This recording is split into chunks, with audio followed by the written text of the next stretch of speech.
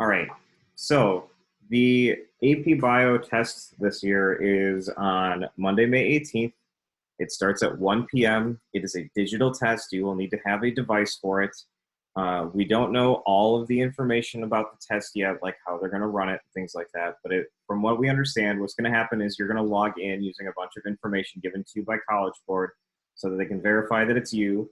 And they're going to give you 25 minutes to answer the first free response question, which is based on interpreting and evaluating experimental results. It is an 8 to 10 point question that presents students with an authentic scenario accompanied by data in a table or graph. This question assesses the student's ability to do the following 4 parts. The first part, which would be 1 to 2 points, depending on what they ask, is going to ask you to describe and explain biological concepts, processes, or models. This is where having a handy note sheet per unit might be helpful, and we'll talk about that at a later date. Part B is going to ask you to identify experimental design procedures. That might be asking for the null hypothesis or a control group or something along those lines. Part 3 is going to ask you to analyze data. And there's a pretty good chance that if they ask you to analyze data, they're going to ask you to back it up with proof. So make sure that you do that. That's why it's 1 to 3 points. And then finally, they're going to ask you to make and justify a prediction. Justify simply means that you're going to make your prediction, what you think is going to happen, and then justify is going to ask you to back it up with content knowledge or applying the information from the actual question itself. You're going to get 5 minutes to submit this, whether it's handwritten or typed. And then you're going to get 15 minutes to answer the second question. The second question will be a 4-point question. And it's going to present you guys with an authentic scenario describing a biological phenomenon with a disruption. The question assesses your ability to do the following in 4 parts. These parts might be a little different than what they describe them as here, but expect them to look similar to this. So part A is going to ask you to describe biological concepts or processes. In this case, what it's going to probably do is it's probably going to ask you to explain a problem or explain part of the problem. And we'll see something similar to that in our FRQs today. The second part is going to say explain biological concepts or processes. So it asks you to describe something. Now it's going to ask you to explain it. This could be above and beyond what basic information you might say is like this happens in the Calvin cycle of a plant. In this case, you might need to explain that it's the dark reaction or parts of that as well, or maybe what comes in or out of it. The third part is going to ask you to predict the causes or effects of a change in a biological system. So what happens when something is messed up? What happens when things don't go right? And then finally, part D is going to ask you to justify your predictions. That's basically explaining your answer using more content and information and evidence. And then you're going to get 5 minutes to submit that question as well.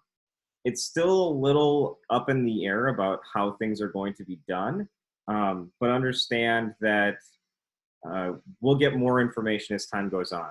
Particularly towards the end of April, they said they're going to be starting to drop a bunch of information for us. Now, one of the best ways that you can review on different content is on YouTube right now. The College Board has actually started to ask teachers to submit review videos. Specifically, they go for one of the teachers that have been teaching the longest. In this case, it's a YouTube channel. Just look for College Board and you'll find it. And scroll to Science and then AP Bio. And what they're going to do is they're going to review topics, the exam topics for units 1 through 6. They've already done unit 7 and 8 just as a review because not everybody got to them. My recommendation is maybe watch the unit 7 ones to get that evolution stuff in, even though it won't be on the test. You will need to know the content from units 1 through 6. So, and eventually they will go over the FRQ type questions. And then once we know more information, we'll be reviewing how you can submit your actual AP test. Now, the nice thing about this is instead of a ridiculously long half-day test where you have lots and lots of questions, you not only have to worry about 2, which puts a lot of pressure on those questions, but also can make it a lot easier if you know how to answer these questions, which is a lot of just reading through the question and identifying what they're looking for. And once you can do that, the questions tend to be a little bit easier. Not easy, just easier. So, FRQ questions. I did post these on Google Classroom earlier today, so if you want to make copies of them for yourself, you can. And again, I will also post the actual answer key for them in a little bit. All of these are available online as well through AP and College Board. They're free to use. And I just grabbed as many of them as I could and grabbed the ones that were nice. Some of them I left off because they were 1-point questions or they're not really related to what's on the test anymore. But for this one, they are. So these are heredity and meiosis questions.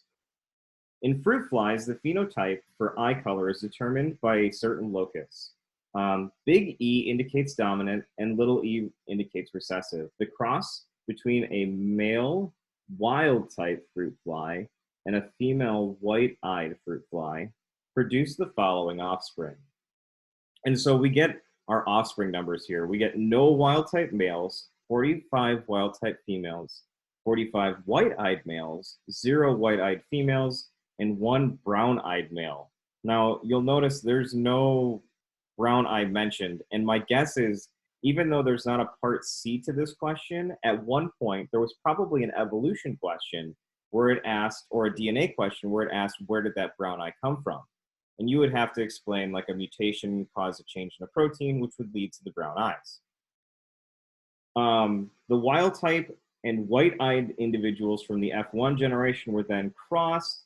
So we took the wild type, which would have been the wild type females, and then the white-eyed individuals, which would have been the white-eyed male individuals from the F1 generation, were then crossed to produce the following offspring. And so we end up with 23, 31, 22, 24, and 0, respectively. The first thing this question asks us to do, and I'm going to find where my highlight is, there it is we need to determine the genotype of the original parents and then explain your reasoning. One of the first things, hold on one sec.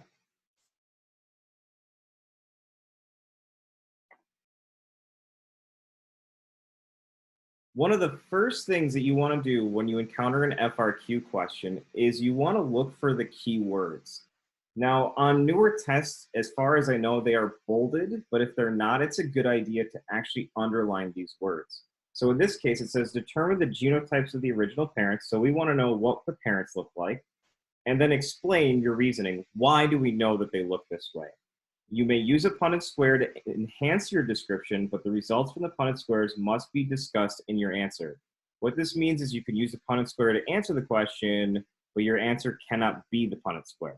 So you can use them to help you, but you can't actually answer it with a Punnett square. They're not going to take that. Remember, FRQs need to be answered in complete sentences. They say paragraph form, but what they really mean is if you write it like this, part A, oops, sorry, you couldn't see that, part A, and then you write your answer down. I'm going to zoom out just a little bit. Too far. If you write part A, and then you write it down here, it should be fine, I think. That's a little better. It's getting a bit of glare on my computer. Okay, so part A says determine the genotypes of the original parents and explain your reasoning. Well, when we look at these types, there's a couple of things that we could look for. And so if I was to run a Punnett square, there are a couple of options. Number one, I could figure, hey, I have a wild type male and a white-eyed female. So let's give these some letters. So big E is going to be wild type, and little e is going to be white-eyed. Now, it doesn't actually tell me if these are dominant or recessive yet. And so the neat thing about this is it probably doesn't matter with this problem. But I'm going to run a couple of quick little Punnett squares to figure out, hey, is this a normal trait, like what we call autosomal, or is it a sex-linked trait? if I have, and I'm going to do these at the top of the paper because it's easier for me to just kind of pop them up here. If they aren't sex linked, I have a wild type male. So I have big E, and then the white-eyed female will be little e, little e.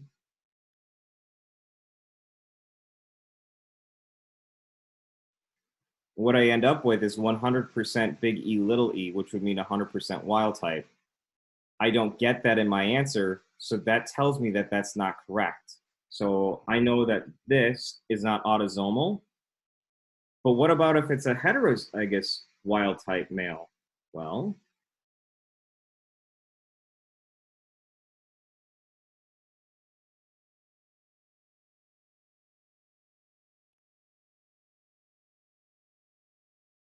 it would help if I filled in my Punnett square correctly. There we go. So I have, oh, hey, 50-50. Kind of 50-50 here, too. It's not quite, but close.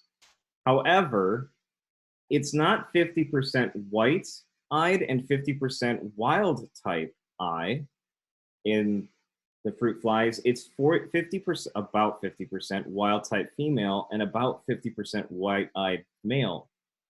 Because gender is so specific in this and they're split between the two, it tells me they're probably sex linked. And if I run a Punnett square for sex length, which I'm going to do down here because it's going to relate to my answer,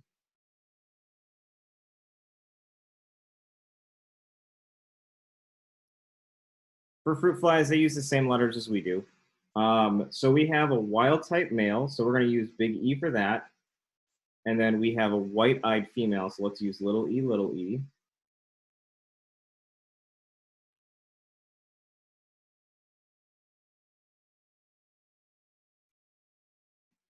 So I run in my Punnett square.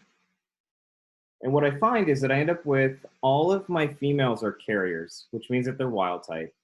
And then all of my males have the sex-linked trait, in this case, the white-eyed. And that matches pretty much what we have up here, except for this one weird brown-eyed female, which again is probably just like there to throw you off, or they're going to ask a follow-up question like, hey, what caused this? A mutation, more than likely. So it says determine the genotypes of the original parents. In this case, using the Punnett squares,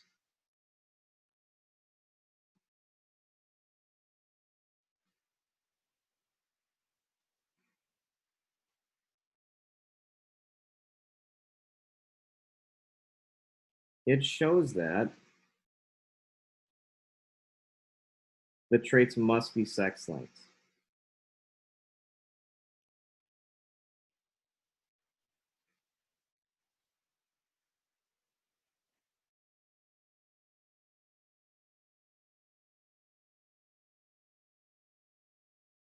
The genotypes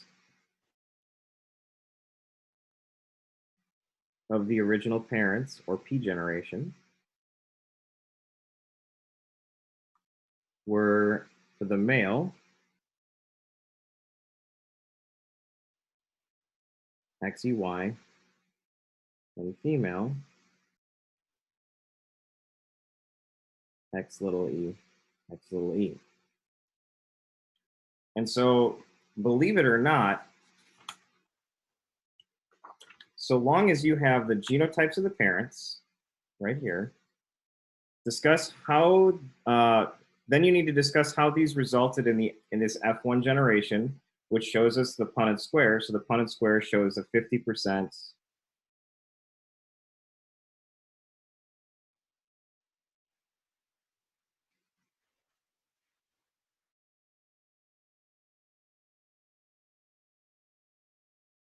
And 50% wild type female. And keep in mind, you don't want to abbreviate like I am. I'm just doing it for space sake and time sake. So remember, write things out, please.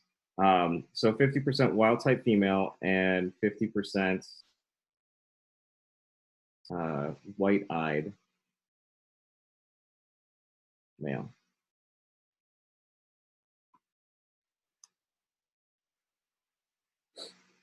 You might also need to explain how it's sex-linked. So we know it's sex-linked because it doesn't assort like an independent or autosomal, so it's probably on a sex chromosome.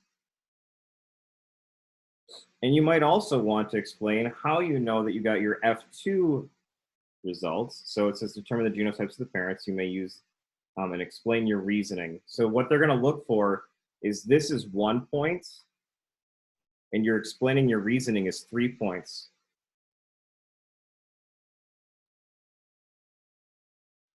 Which means that you need to go into much more detail than just, hey, my Punnett square shows this. You need to explain it.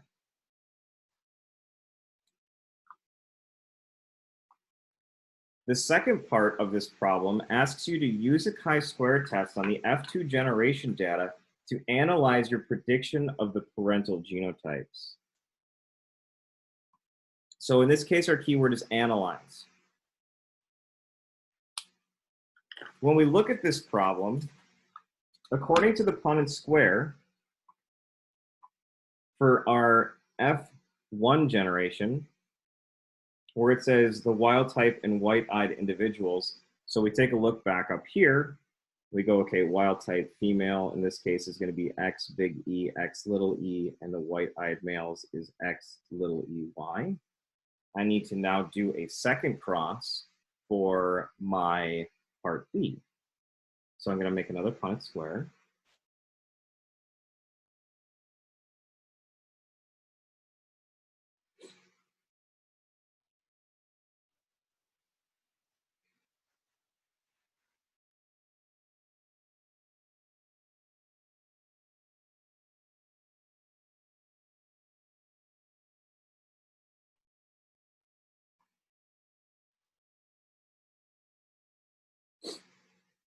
What we're doing for the second part is we're actually going to prove the first part of our problem, part A, by doing a chi-square of the actual results that we got.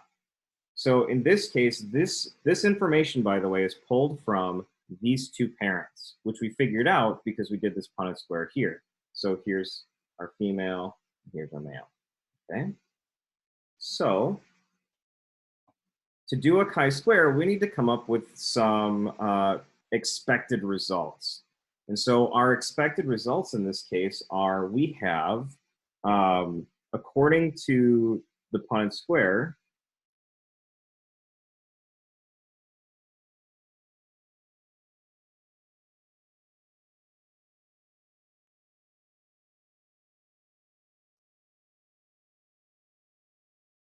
the ratio of offspring in F2 should be, in this case, we have a 1 to 1 to 1 to 1 ratio, okay? Because there's one of this kind, one of this kind, one of this kind, and one of this kind. And they're all different phenotypes. So we have to include them. So that's 1 big E little e female. So female, again, write these out, please. Female, and then wild type. To 1, and you can still use like the ratio. And I'm guessing if you use the symbol, they'd probably be okay with it, but I wouldn't take the risk. I would just write female out. 1 female wild type to 1 female white-eyed to 1 male wild type. There's my male wild type. And then to 1, and I run out of space because I write kind of big when I'm doing this, which is fine. I have 1 male white-eyed. So now I have my expected, and I also have my observed. They're up here. If for some reason they do show up on the AP test this year, a chi-squared problem, they will give you this information in the problem. They are not going to expect you to have this written down somewhere, okay?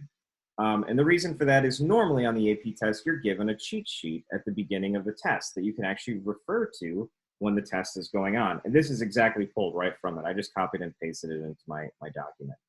So anyway, we have our observed. This is our now This is now our hypothesis. And so we want to prove it. And so we use the chi-squared, which is down here. So chi-squared equals the sum of our observed minus our expected squared divided by our expected.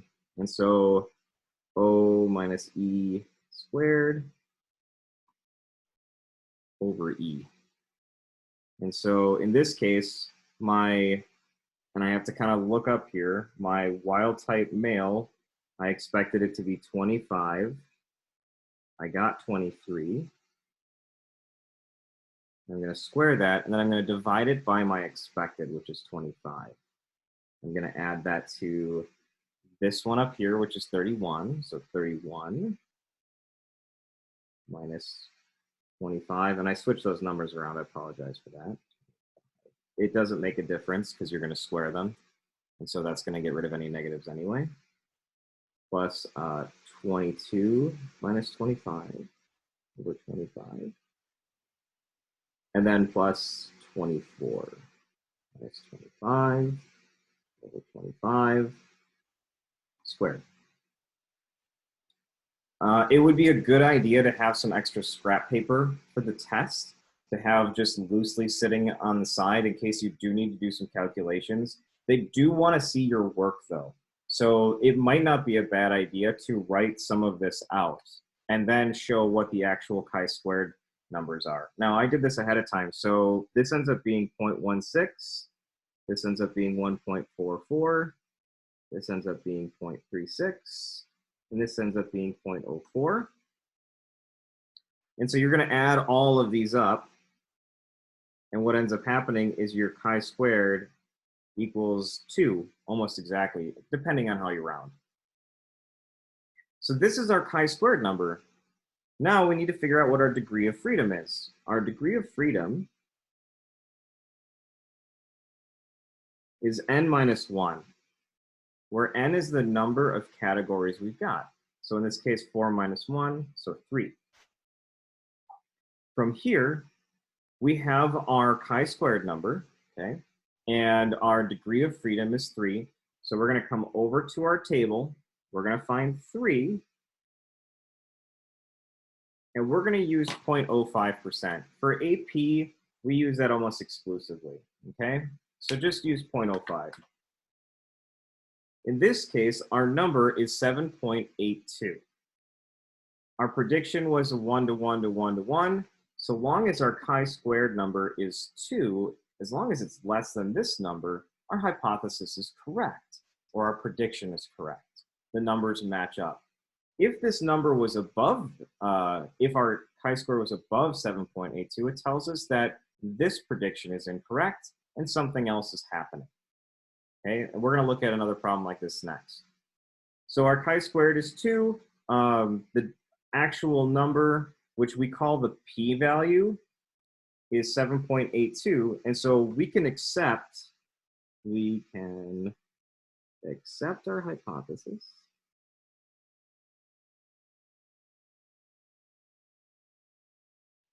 Of a 1 to 1 to 1 to 1 ratio.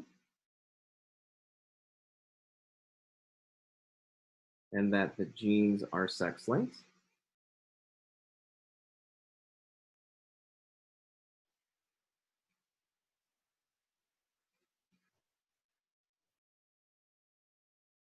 Because our p-value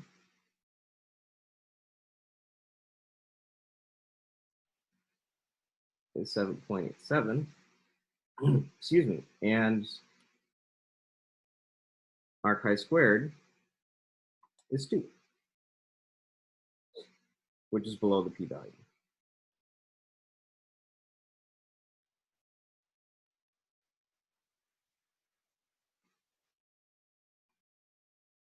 Basically, if the number is above this value, there is no relationship, or the relationship we're guessing is incorrect. And so on the next one, we're actually going to see that. We're going to see a way incorrect one. Does anybody have any questions in the chat on this problem? It's a lot. It's an 8-point question. I'm not sure if there's a problem that's going to show up on the AP test like this. It's hard to say because there's only 2 questions, and it doesn't quite match up with the okay, so is accepting the hypothesis the same as rejecting the null hypothesis? So give me 1 sec. I have to find my notebook. I'm going to pause the recording for just 1 sec. All right, so Ella asked, there is no significant difference between observed and expected for the null hypothesis. So this is what the null hypothesis means. And we can either reject it or accept it.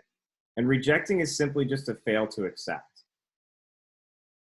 It just means that there is no relationship, or the relationship we're looking at is incorrect. We're always going to use the 0.05. If the number is higher, we reject our null hypothesis. And if the number is less than, we accept the null hypothesis. I know it's kind of confusing, and this is the kind of stuff that kind of can show up on that one part of like, hey, identify the activity part. What's the null hypothesis?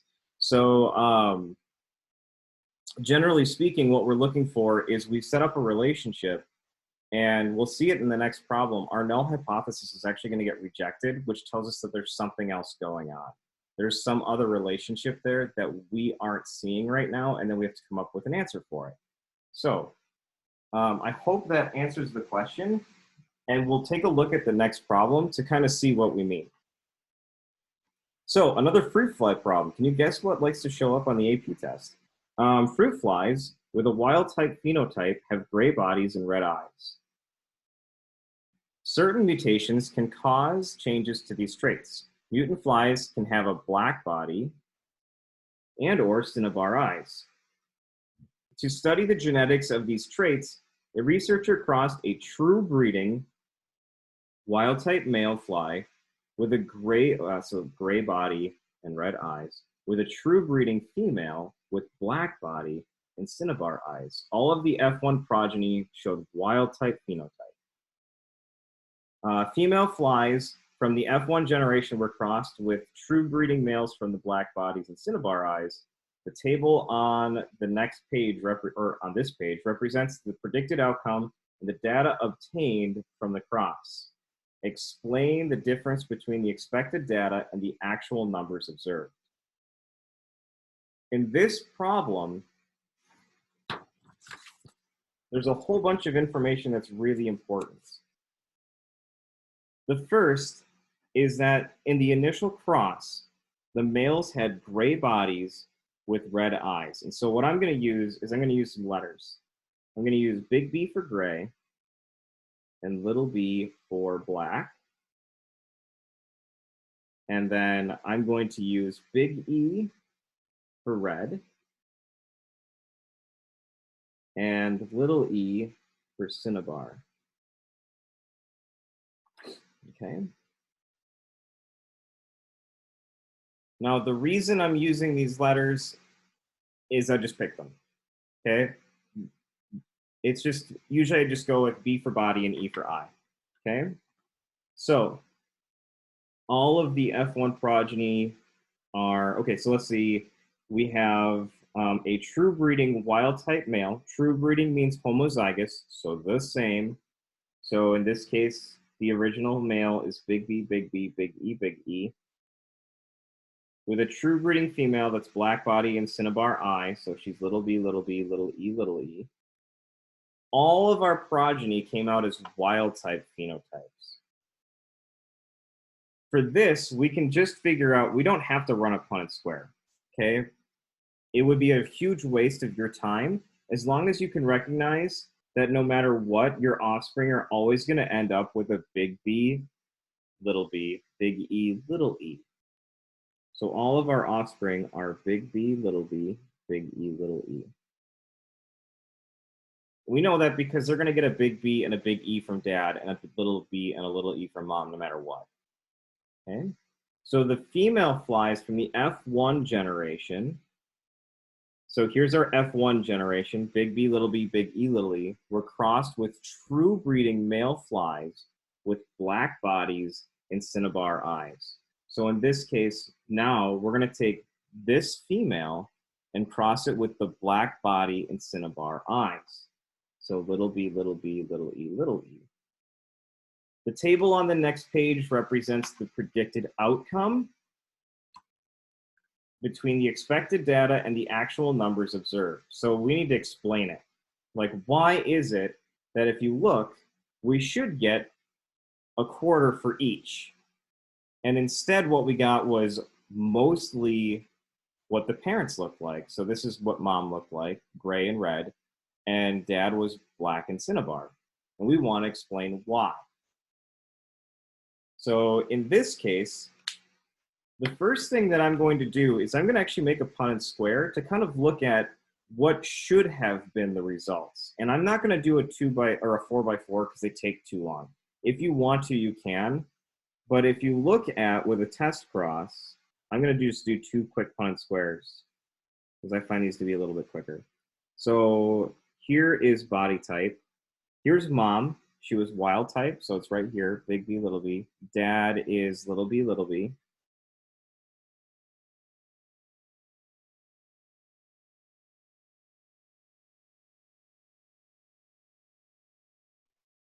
And then we're going to use the I type as well, big E, little e, from the F1 generation.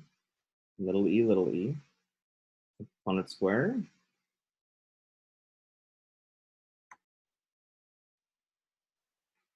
Now, I could have made a 4x4 Punnett square and spent 5 minutes putting it together and writing it down, but instead, this only took a minute or two, and now I can combine my different types. So I can combine a big B, little b with a big E, little e. I can combine my big B, little b with a little e, little e. And then I can do the same thing with little b's. Little b, big E, little e. Little b, little b, little e, little e. And they should be about the same number because that kind of matches up. So we've got a 1 to 1 to 1 to 1 ratio. So in this case, your expected results, the expected results,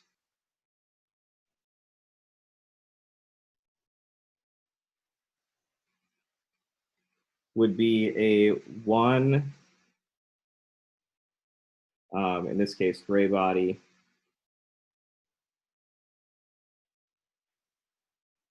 red eye,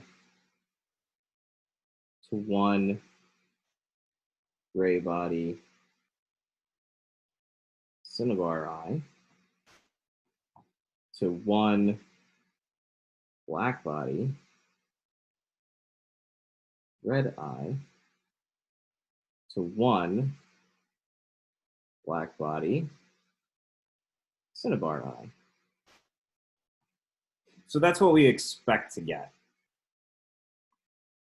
We already know that our data doesn't match it, but you still need to back it up with some basic information. And so when you're looking at these sort of problems, you want to make sure you include your prediction, like where did it come from? And also you might want to explain like, oh, hey, look, here's my explanation. Also, here's where I got my information from. Now, you also need to show your chi-squared information. So it's a good idea to show your Punnett squares or Punnett square. And then here's our expected results. My chi-squared is going to be observed minus expected squared over expected. And so again, I've done these ahead of time. And I end up with 455 minus 244 squared over 244. It would be a good idea to have a calculator on hand for the test, by the way. Plus 432 minus 244 squared over 244 plus 42 minus 244 squared over 244 plus 47 minus 244 squared over 244. And so what you end up with is a huge number. Your chi-squared problem, you end up with your number being 653.7.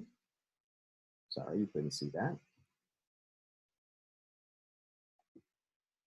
My degree of freedom is n minus 1, so that's 4 minus 1, which gives me 3 because there are 4 here.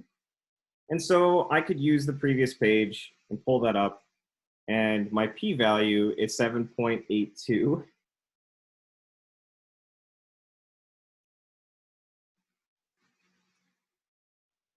So my null hypothesis is that these traits are inherited independently. So according to Mendel's law or rule of independence, law of independence, all traits are inherited separately. And if they were, according to my Punnett square, my chi-squared value should be less than 7.82. It's 653.7.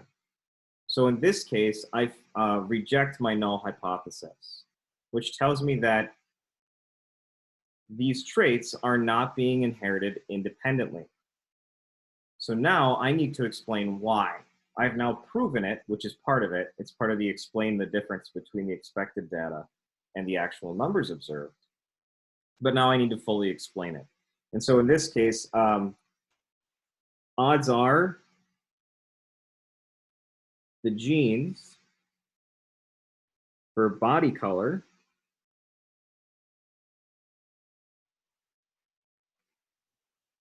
and eye color are linked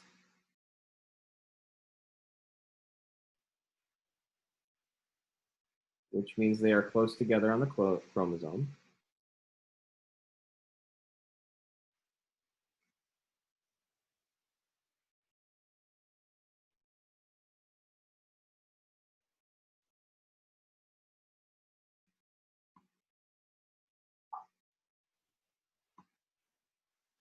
These genes will not assort independently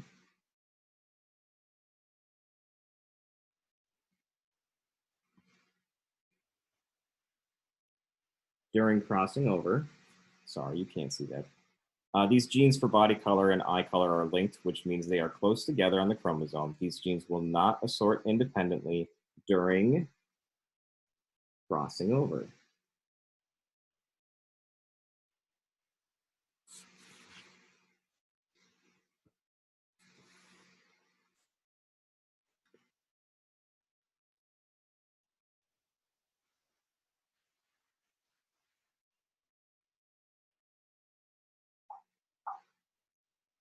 Now, there are other ways to earn points on this problem, and you'll see them on the answer key.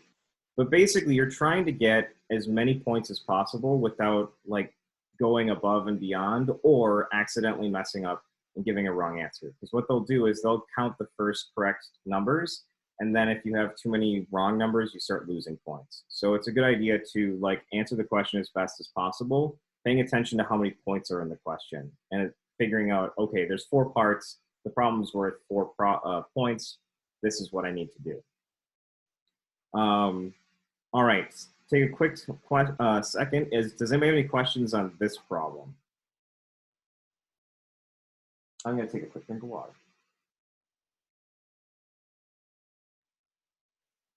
All right. I'm not seeing any questions, so we'll move on.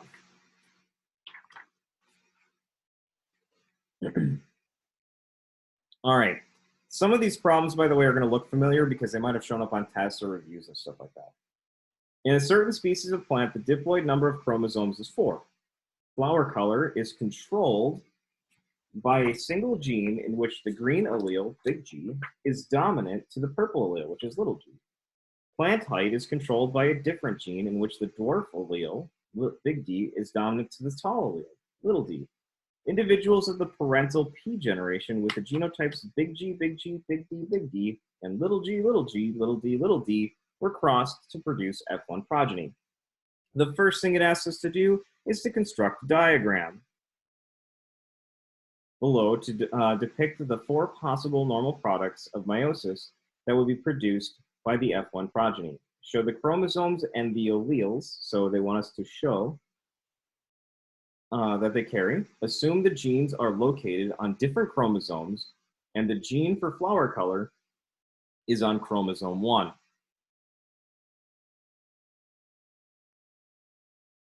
So they're on different genes, and flower color is going to be on chromosome 1, which is the longer of the two and not colored in.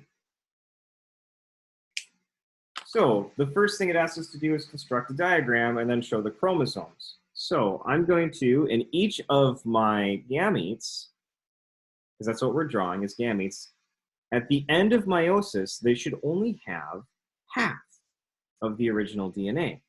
So I should have one long, kind of like taller and clearer one, and then one shorter one that's colored in. And I should have one of those for each of these.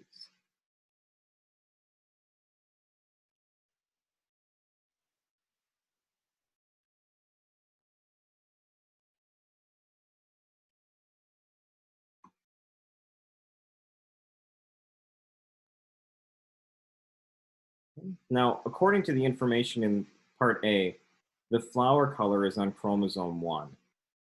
So I have big G because we are looking at the F1 progeny, which is crossing this with this. I know that all of my offspring in the F1 should be big G, big D, little d, because we're just crossing those two to make F1s. And so I end up with a big G on this one. I can have a big G on this one, or I could have little g's on these two. And then I can do the same thing with the D's. And that gives me my 4 gametes. And that's all you need to do for part A. For part B, it says predict the possible phenotypes and the ratios in the offspring of a test cross between an F1 individual and the little g, little g, little d individual. So it says predict the possible phenotypes. So again, you could do a Punnett square, like a big Punnett square if you really wanted to, where you have a 4x4. I don't like doing them, they take forever. So I'm gonna do 2 separate ones and then just use the rules of probability to figure out what they are in between, to figure out my numbers. So it says an F1 offspring, which is gonna be big G, big D, little d.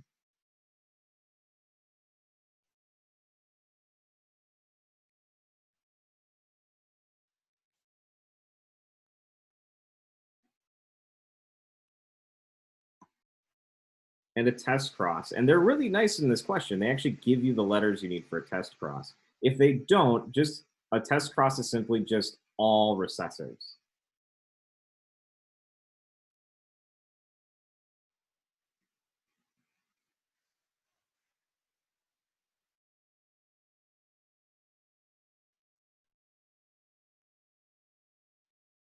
Okay, so just like the problem before, I can put these together. So big G goes with big G, little g can go with big D, little d, or with little d, and little g can go with big D, little d, or little d, little d. So I end up with 4 different combinations. I would expect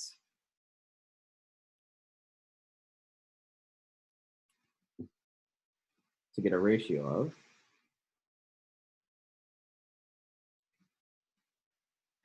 1 green dwarf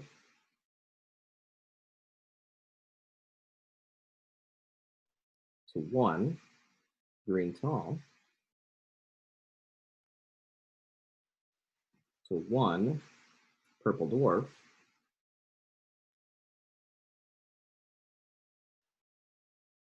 to 1 purple tall.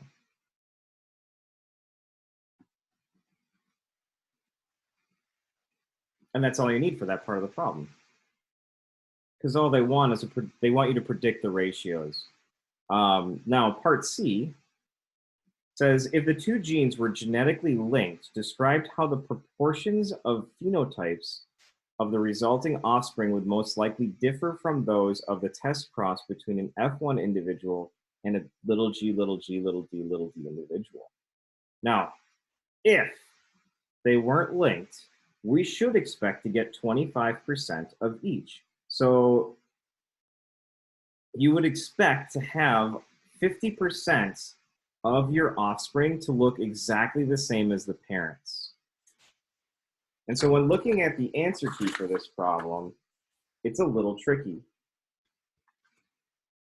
The way to tell if something is linked or not is when you do the test cross for this problem, you would expect to get 50% of your offspring to look like your parents. So if you get more than, if there were more than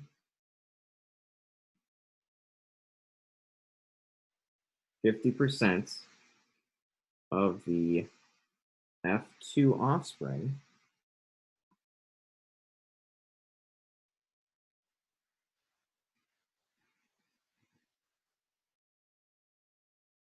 that had the parental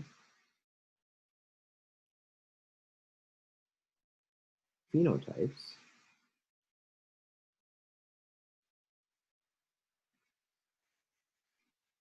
then the genes are probably linked.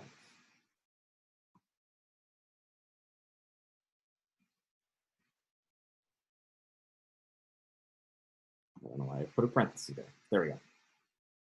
There are other ways you could describe it. The majority, so this is the first one. The majority or greater than 50% would have parental plant type phenotypes. You could say that greater than 25% would be green dwarf parent type, and greater than 25% purple tall parent type. So like if there's more parent types. Or the recombinants are less than 25. So you could say like less than 25 are green tall and less than 25 are purple dwarfs. Either of those are okay for saying that it's sex-linked. So a sex-linked trait, you would expect to have more than 50% be the parent type, the original one from the cross.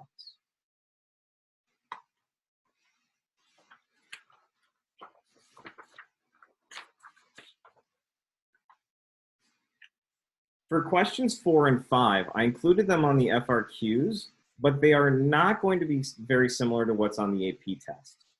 For question 4, it says, describe the process by which a germ cell's complement of chromosomes is halved in the formation of gametes.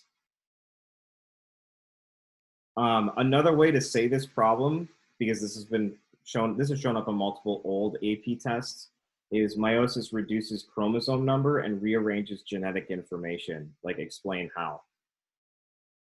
In this case, what they're looking for is for you to be able to describe how meiosis takes a cell with a full set of chromosomes and halves them in the formation of gametes. They're basically asking you to describe meiosis in multiple steps. And so your answer in this case would be looking for this information. I'm going to turn this light off. I think it's creating a glare. Maybe not. Maybe it's just the too much light.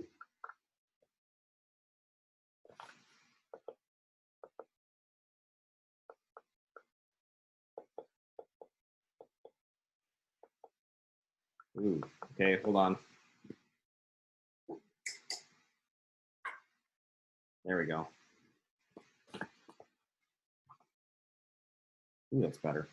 Okay, all right. So for question 4, what they're looking for is they were looking for like 6 of these points. You're not going to see an AP question like this. I am going to include these on the answer key in case there's anything you want to write down on a cheat sheet. And we'll talk about cheat sheets later once we've gotten through most of the review. Same thing with FRQ question number 5. So on 5, it asks you to describe 2 events that are common to both mitosis and meiosis that ensure the resulting daughter cells inherit the appropriate number of chromosomes. In this case, what they want is they want a couple of examples where mitosis and meiosis are different, okay? And again, or is the same depending on, in this case, I think it's 2 that are common, so the same. So pay attention to that. And so I have in my answer key what they were looking for originally. So like the spindle elements form or attached to chromosomes. Chromatin condenses, alignment of chromosomes across the center of cell prior to chromosome separation. Any of these give you points. You just got to get at least 2 of them and not write down incorrect information, which loses points. So most graders, when they grade, they count on their fingers actually. So if it's a 5 or 4 point problem, they kind of put 1 finger up as a reading, 2, But if you get something wrong, they might take that one finger back until they get another point. Don't write as much as you possibly can down and hope that some of it's right. If something sounds wrong and you're pretty sure it is, cross it off, okay? Because what's going to happen is you write the wrong information down and you don't get the points for it.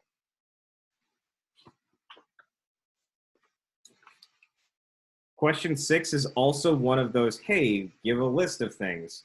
Don't list, by the way, complete sentences, but it says identify 3 ways that sexual reproduction increases genetic variability. For each, explain how it increases genetic diversity among the offspring.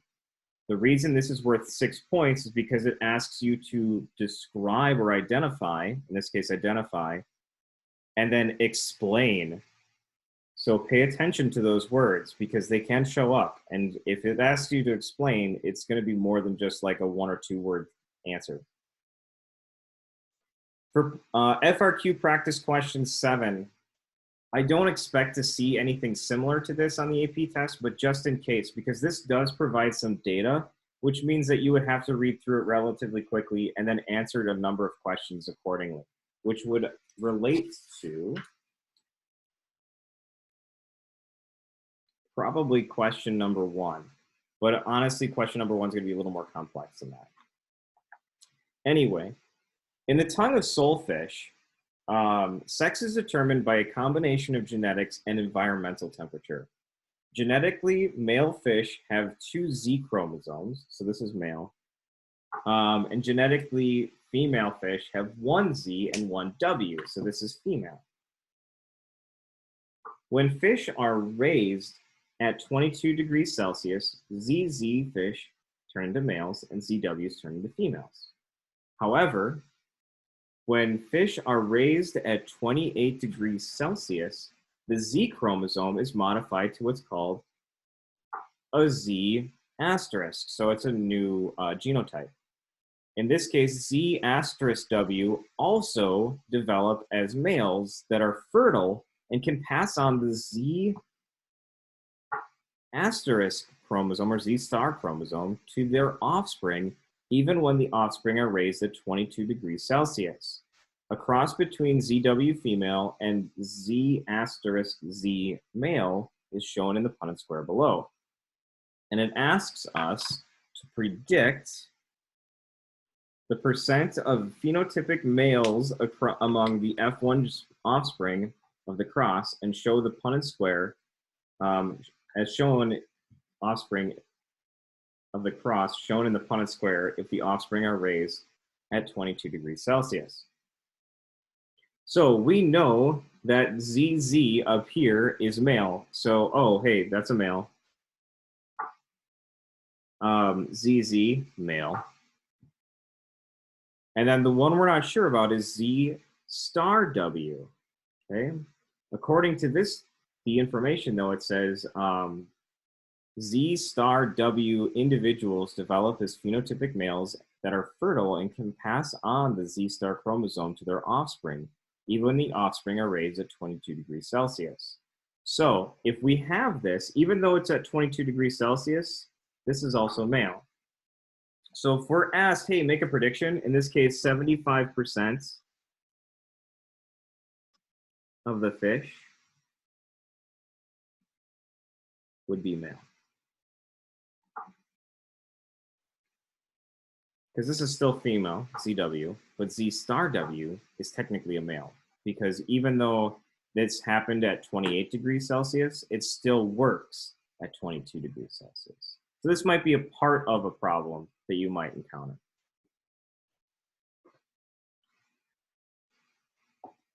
Eight is another one of those questions that asks you, hey, I just want one thing. This might be part of a multiple step question. In this case, it says, provide one piece of evidence that would indicate new genetic variation has occurred in engineered flies. So in this case, a research team has genetically engineered a strain of fruit flies to eliminate errors during DNA replication. Try to hide that. The team claims that this will eliminate genetic variation in the engineered flies. A second research team claims that eliminating errors during DNA replication will not entirely eliminate genetic variation in the engineered flies. This one's just asking to provide evidence that would indicate new genetic variation has occurred in the engineered flies. And so basically, to answer this question, all we're really looking for is, did you come up with one of these 8 things, or not 8 things, but one of these several things? A new phenotype comes about, so like a new trait. You could sequence them, and if a new DNA comes on, or like you find a new chunk of DNA that's different, that would suggest a mutation. A new genotype, which is just a change in letters. There's a difference in the chromosome length, a difference in the mRNA sequence for the specific gene you're looking at. Or you could say, hey, the protein's different, which means that the amino acids are different, which is therefore a change from the mRNA, which could be a change from the DNA. So any of those could get you the 1 point you need. For FRQ 9, from what I can tell, this is very, very similar to the first FRQ type question, or the second one, sorry, where you're given a scenario where something's not quite right, and the question assesses your ability to do the following in 4 problem parts. Now, this is only 3 parts, but it's pretty similar. Part A asks you to identify the cellular location where PDC is most active. So we need to read the information provided. It says the pyruvate dehydrogenase complex, PDC, catalyzes the conversion of pyruvate to acetyl-CoA, a substrate for the Krebs cycle. The rate of pyruvate conversion is greatly reduced in individuals with PDC deficiency, a rare disorder. So we are going to actually talk a little bit about respiration. Don't be surprised on the AP test if questions cover multiple different parts and multiple different parts of the actual AP course. So the first thing we want to do is we want to figure out where the heck is this happening. It says pyruvate dehydrogenase complex catalyzes the conversion of pyruvate to acetyl-CoA. So we know pyruvate's already happened. So that tells us glycolysis has already happened. Glycolysis is the only step in respiration that happens outside of the mitochondria. So we know for part A that you need to explain in part A that the mitochondria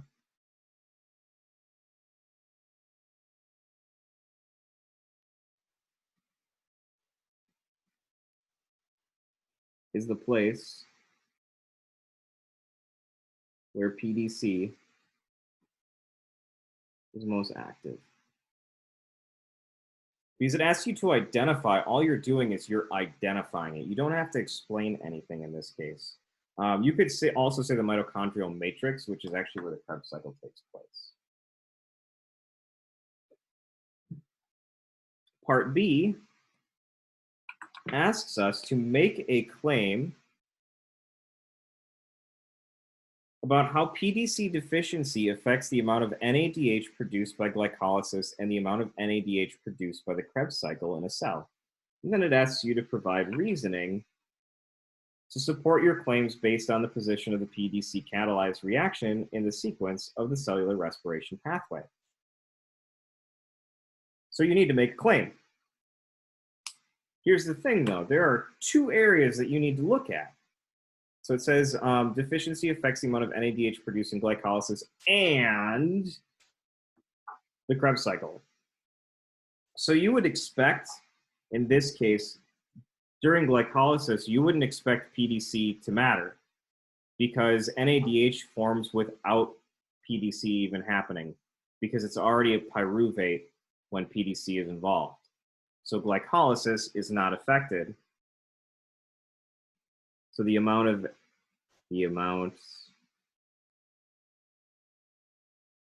NADH is not affected during glycolysis.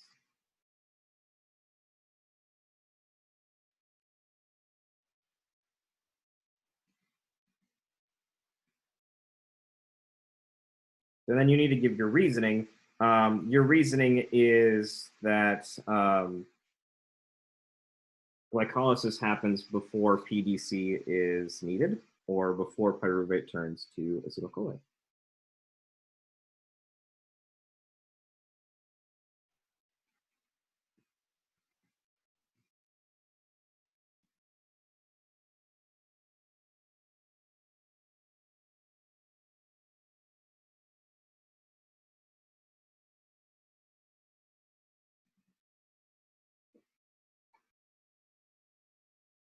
And then you also need to explain how it's going to affect NADH in the Krebs cycle. You would expect NADH to be either reduced or removed completely. So in this case, NADH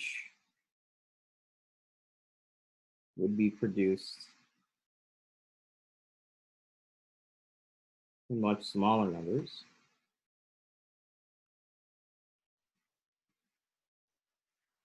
Because there's no acetyl-CoA,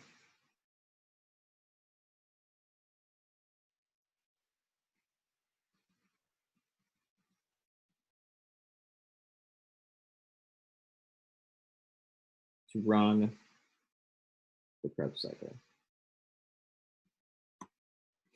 Now, Mr. Schultz, why the heck are you explaining all this stuff in a genetics problem? Well, because part C is actually the genetics problem.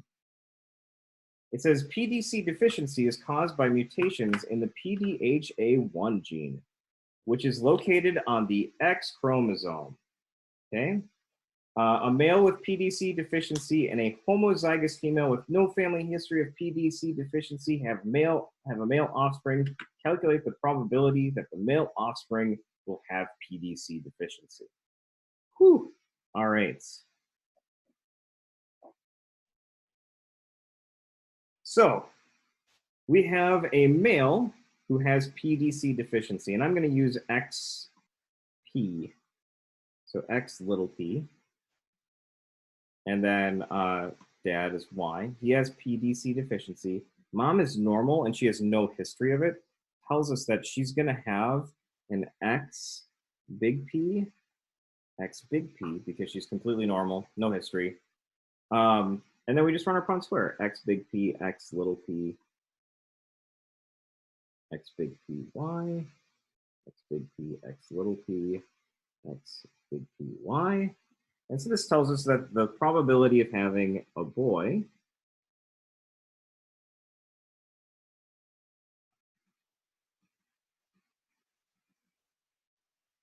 with PDC deficiency, deficiency, I can spell, I promise. PDC deficiency, the word's right in the problem, is 0%. And that's it.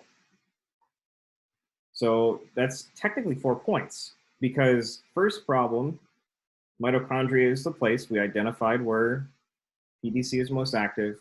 Part 2 asks us to make a claim and provide reasoning. We have to do it for 2 parts. So pay attention to that, because that and tells me I need 2 parts.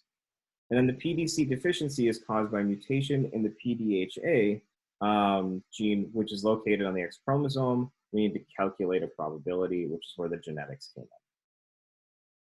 So there's the answer for that one.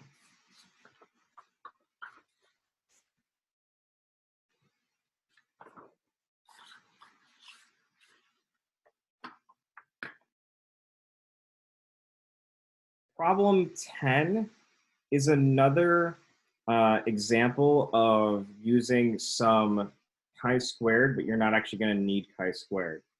And so part A just asks for what conclusions can be drawn from cross 1 and cross 2, and explain how the data support your conclusions for each. So you need to give a conclusion for cross 1 and explain it, and then a conclusion for cross 2 and explain it. That's 4 points. And then part B asks what conclusions can be drawn from the data in cross 3 and explain how the data support that conclusion. In this case, you need to explain they're looking for multiple parts for your conclusion, and they want multiple parts for your explanation. So this problem is actually worth 8 points. 4 of them are in this part, and 4 of them are in this part. And I have an answer key for this one as well, but I feel like this video has gotten way too long. And so if you are interested in seeing how to answer this problem, I will make it available online as well. So I'm going to now stop the recording. And if you have any other questions, you can ask them in the chat, or I'll turn sharing on as well.